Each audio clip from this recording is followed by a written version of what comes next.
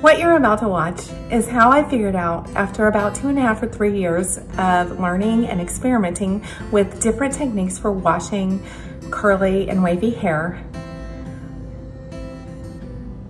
and figuring out what works and doesn't work for me. I thought the only way I could pull it off was flipping upside down, and I found that to be very painful and uncomfortable most of the time.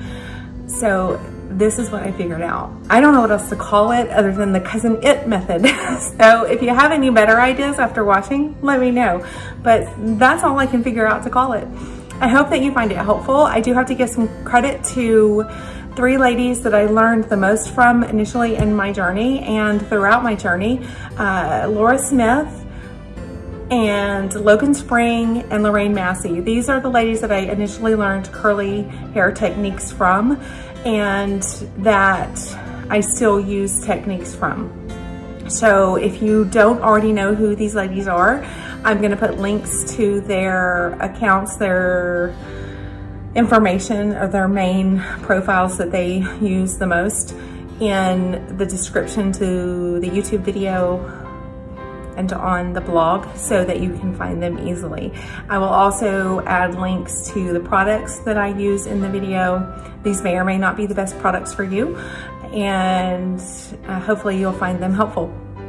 If not, that's okay. If you have questions about anything that I do here, of course I don't do everything perfectly. Of course some of these techniques may not work for you. That's okay. If you have a different hair texture, some of them may not work at all for you, and that's all right too. I'd be glad to answer any questions that you have and offer any advice that I can. All right. Thanks for tuning in, and I'll look forward to interacting with you. All right. Have a blessed day.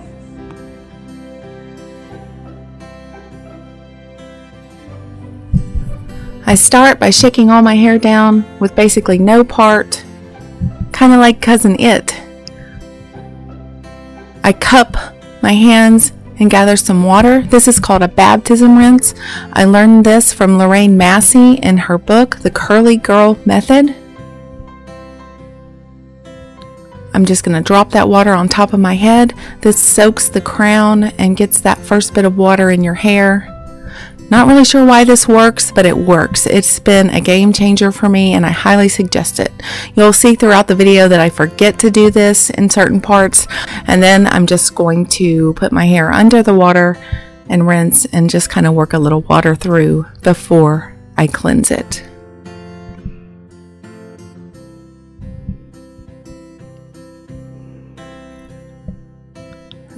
Gently squishing some water into my hair. You're not squeezing here, you're just kind of pressing the water into your hair. It's much easier than flipping my hair upside down for me.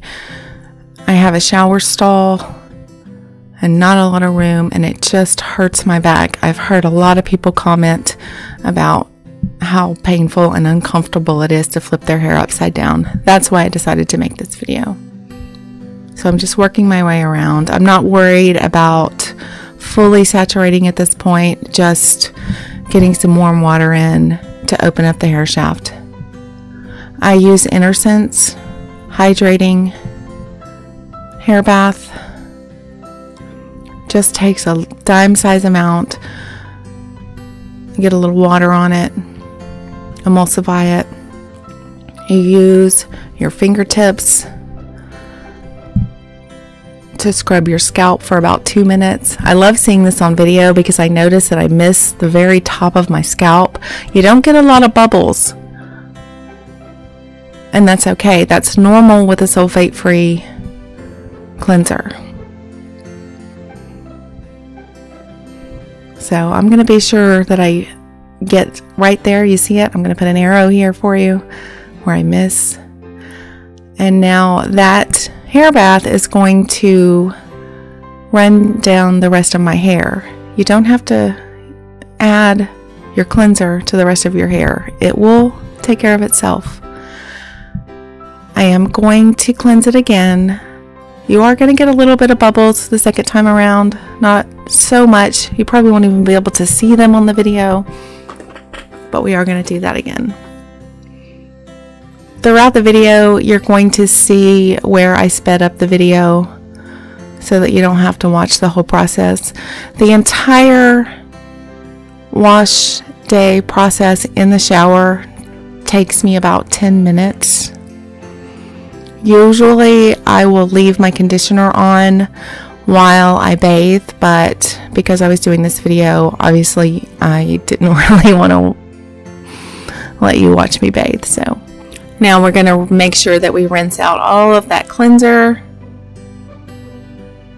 Much easier when you don't have to flip your head upside down. Use your hands to kind of work the water through and get all that cleanser out of your hair. Moving on to the conditioner, I do use quite a bit. It's summertime and the humidity is high, so conditioner is much needed. Sometimes I don't rinse the conditioner out, I just leave it all in. I have a dry hair. Should have done a baptism rinse here. So I'm basically rubbing and raking that conditioner in. And we're doing the squishing again here. You'll hear the term squish to condish or read it in a lot of curly girl posts and videos. That's what this is. It just pushes that conditioner into your hair so that it really gets in the hair. Adding more conditioner. Lots of hair is going to come out. Don't freak out about that, y'all. It's perfectly normal because when you have texture to your hair, the hair stays and it doesn't shed. Well, it sheds still, but it doesn't come out. If you have straight hair, your hair is going to come out all over the place all the time. But when you have curly hair, it stays there. It sticks. Now, I'm being a little more aggressive than you probably should be when you're combing your hair out. I'm combing the conditioner through and detangling. I had, when I recorded this video, a haircut scheduled, so I'm being a little more aggressive than I should be. I actually cut most of my hair off, so I'm being a little more aggressive than I usually am because I know I'm going to cut it, so I'm not too concerned about breakage. But you'll see me kind of pause and pull some tangles out with my hands and fingers. When you come across a tangle, you want to work your way up from the bottom so that you're not ripping your hair apart. I did go upside down here for a minute. It's just a little bit easier to comb that out. You want to get all the tangles out at this point. It's much easier to do with conditioner. I do usually do a little bit of a finger detangle before I get in the shower while it's dry. But otherwise, I do not try to comb my hair until it is completely saturated with water and conditioner.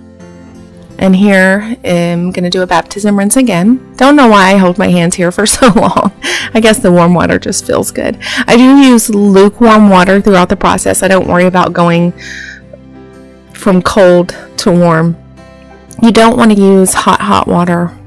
That can be damaging to your hair as well, but it's not necessary to go to cold. You can if you want to. But I have found that it doesn't really make a huge difference. Just don't use hot water. Now you can rinse the conditioner out, or you can leave it in, or you can leave some of it in and leave some out. Sometimes when I'm done rinsing the conditioner, I'll just smooth a little through. Now here, watch this. I'm letting my friend who's filming for me feel what slip means. And can we pause here and just appreciate her gorgeous nails? Aren't they amazing? She does such a good job. She taught me how to do my nails. I also do use InnerSense Hydrating Cream Conditioner because, again, my hair does tend to get very dry. Going back to Cousin It look here and just raking that through. This is InnerSense Whipped Cream Texturizer. This is my filler. What this does is fills the hair shaft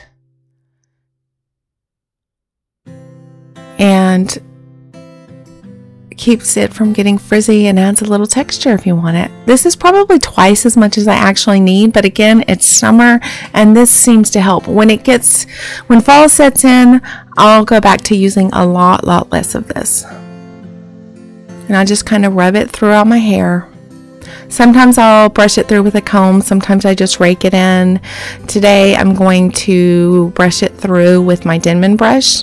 Sometimes I'll go ahead and style it in the shower, but usually I save the styling for after the shower. It's best to do this while your hair is soaking wet to comb it through. That just helps with distribution. And it gets all of your hair saturated with that product. Right after I get out of the shower, I plop with my bamboo hair towel from LROSE. Hair completely upside down on top of my head. Twist that towel, and it has a nice little elastic that loops around a button. I love this hair towel. It dries. It soaks up just a little bit of moisture so I don't have soppy wet hair, and it dries really fast so I can use it many times before I have to wash it. Now I use Echo Slay Orange Marmalade Gel. I rub some of that over my hair, rake it in, use my Denman brush if I want a little more definition than my hair naturally has.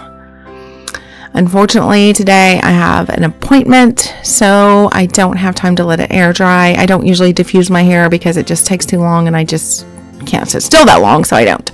So I'm going to have to just pin it up and head out, but I wanted to show you real quick what I do. This is kind of a hurried one. Sometimes I'll do smaller clumps, so I'll have more ringlets.